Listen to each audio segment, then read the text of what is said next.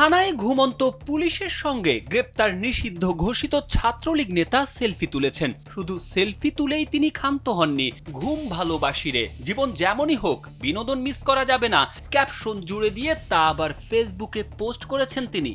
গ্রেপ্তারের পর থানায় বসে ঘুমন্ত পুলিশের সঙ্গে সেলফি তুলে তা পোস্ট করায় মুহূর্তেই ভাইরাল হয়ে যায়। গ্রেপ্তার মোহাম্মদ সোয়াইবুল ইসলাম মুহিম চট্টগ্রামের পটিয়া উপজেলার বড়লিয়া ইউনিয়নের ৭ নম্বর ওয়ার্ড ছাত্রলীগের সভাপতি বলে জানা গেছে।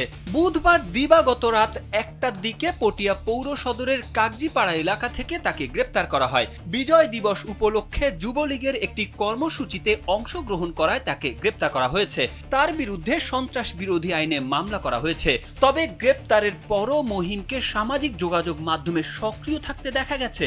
পুলিশ হেফাজতে থাকার পরও তাকে ওই সময় ফেসবুকে দিব্যি পোস্ট দিতে দেখা যায়। আমার জন্য সবাই দোয়া করবেন, আমি পটিয়া থানায়, দেখা হবে আবারও, ফিরবো বীরের বেশে কোনো একদিন। এ ব্যাপারে পটিয়া থানার ভারপ্রাপ্ত কর্মকর্তা জিয়াউল হক গণমাধ্যমকে জানান, সন্ত্রাস বিরোধী আইনে মহিমকে গ্রেপ্তার করা হয়েছে। গ্রেপ্তার ছাত্রলীগ নেতাকে কারাগারে পাঠানো হয়েছে। পুলিশের চোখ ফাঁকি দিয়ে তিনি ছবি তুলে ফেসবুকে দিয়েছিলেন।